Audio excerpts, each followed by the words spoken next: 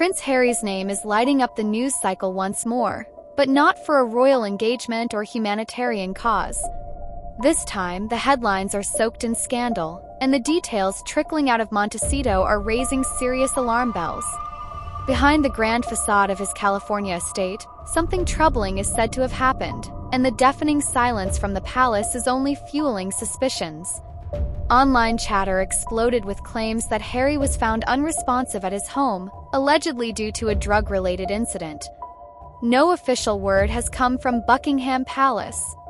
Harry hasn't addressed it either. But the whispers were loud enough to send the rumor mill into overdrive. Given his history with substance use, the story didn't seem far-fetched, and that hint of plausibility gave it legs. But what truly shocked people wasn't the nature of the emergency. It was Meghan Markle's apparent absence during the whole ordeal. The gossip took a wild turn when reports emerged suggesting Meghan was miles away, partying at a swanky, members-only club while Harry was supposedly being rushed for medical help. To many, that painted a picture of cold detachment, sparking speculation about their relationship and whether Meghan was intentionally distancing herself from the chaos. In the vacuum of facts, speculation took over.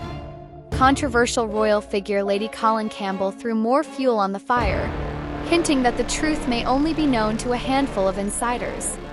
She even implied that someone close to the Sussexes might have leaked the story deliberately, possibly for personal gain or PR manipulation. That subtle jab put Meghan directly under the spotlight, accused once again of turning crisis into opportunity. One name that surfaced as a key player in the situation was David Langdown, Harry's longtime bodyguard and a figure often regarded more as a friend than an employee. Sources claim it was Langdown who discovered Harry and acted swiftly to help. His background as a former Scotland Yard officer and his long-standing loyalty to Harry made him the kind of steady influence many believe the prince sorely needs right now. Their bond goes back decades, and in the chaos of Harry's current life, Langdown might be the last thread tying him to a time when things made sense. To understand why this story gripped the public so fiercely, you have to look at Harry's rocky history. From his teenage years, he's been surrounded by controversy.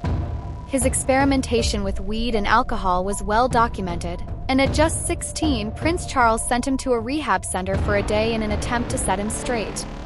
The lesson didn't seem to stick. As he grew older, the rebellious streak continued.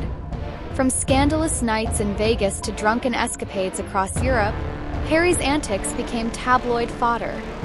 In his memoir Spare, he admitted to using cocaine, smoking pot, and even dabbling in psychedelics like ayahuasca and magic mushrooms.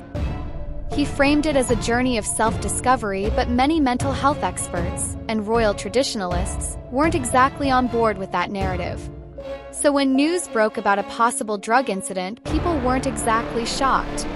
But what stirred outrage was the idea that Meghan might be enabling, or at least ignoring, his downward spiral. Critics have long argued that she's isolated Harry from the world he knew, discouraging professional help and leaning into fringe wellness practices instead. They say it's left him emotionally dependent and mentally vulnerable. Conspiracy theories didn't stop there. Online sleuths and gossip sites brought up old rumors about Meghan's mother, Doria Ragland. There have been baseless claims floating around for years alleging ties to the drug scene. Notably, royal biographer Tom Bower once accused Doria of having a questionable past, though no hard evidence ever emerged. Still, the association was enough to add more smoke to an already blazing fire.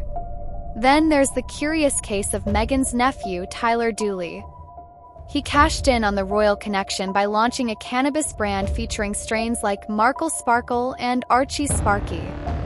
Meghan has never been linked directly to these businesses, but critics love drawing lines that may not even exist. It's guilt by association, and in the world of click-driven gossip, that's often more than enough. Meanwhile, the palace has maintained a firm no-comment stance. Buckingham Palace hasn't issued a single word in response, treating the rumors as noise not worth addressing. But behind closed doors, insiders claim there's real concern. King Charles and Prince William are said to be watching closely, worried that Harry's choices are leading him towards self-destruction. Some believe this situation is exactly what they feared might happen after Harry stepped away from royal duties. There's also the question of strategy. Lady Colin Campbell believes the royal family's silence might not be passive at all. It could be a calculated move. By refusing to intervene or defend Harry, the palace could be sending a tough love message. You've made your bed, now lie in it. The thinking, some say, is that only a serious wake-up call will push Harry to take responsibility and get help. But others wonder if the silence is hiding something. If Harry did have a near overdose, would the palace bury the story to protect the crown's image? History suggests it's possible. Harry's early mistakes were often swept under the rug until the press forced the truth out. But these days, with 24/7 online coverage and Harry's strained ties to the family, a cover-up would be hard to pull off. Whether true or exaggerated, this entire episode has cemented one thing. Harry is looking more and more isolated. His world in Montecito seems to be shrinking, with Meghan and a few close contacts his only real lifeline. Biographer Hugo Vickers recently noted that Harry's greatest fear isn't public ridicule, it's losing Meghan. That fear, he claims, drives many of Harry's decisions, and some worry it's put him in a dangerously dependent position. For now, the Sussexes are doing damage control. They've appeared together publicly, smiling and putting on a united front. But in the court of public opinion, optics aren't everything. The perception is that something's seriously wrong behind the scenes, and perception in the digital age is often more powerful than truth.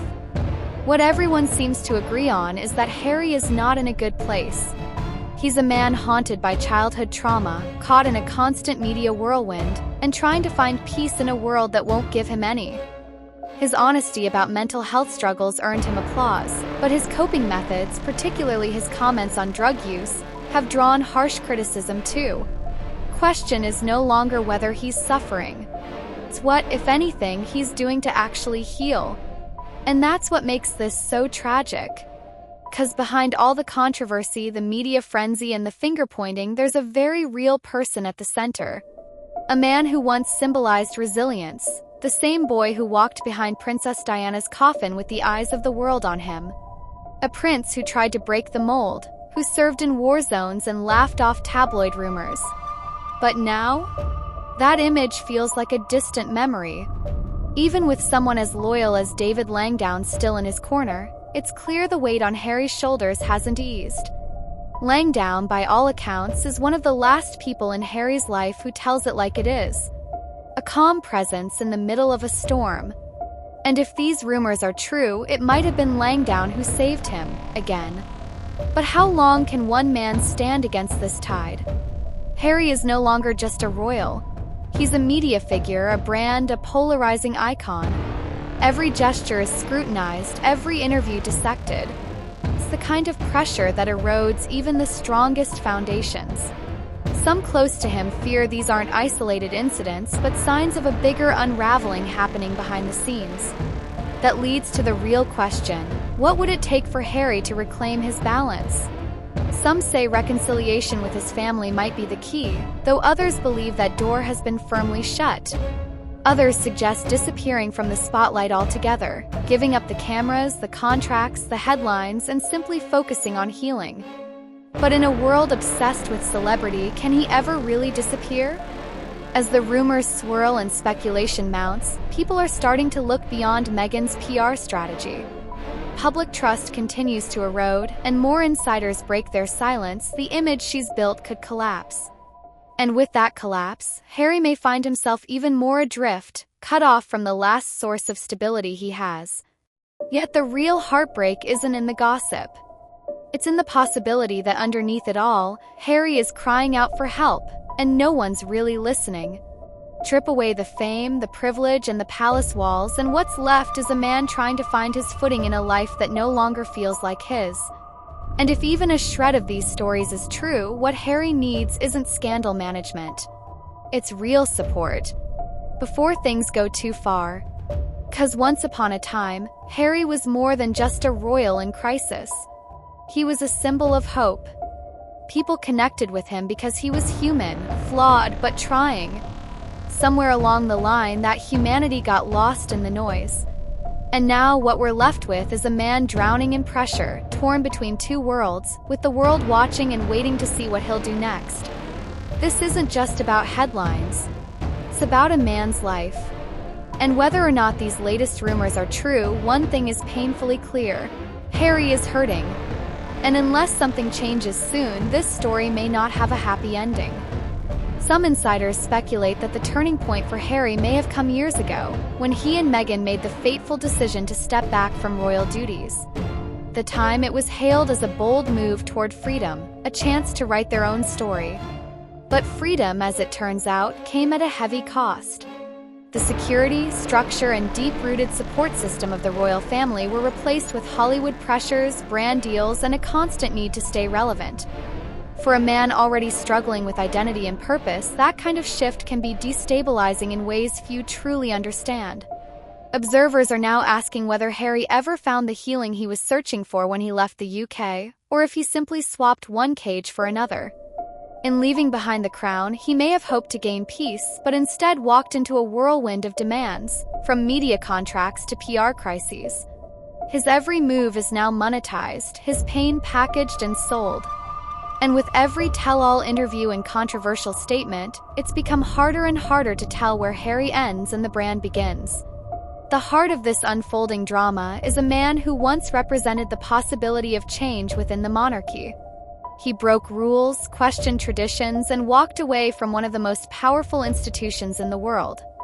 But the journey since has been anything but smooth.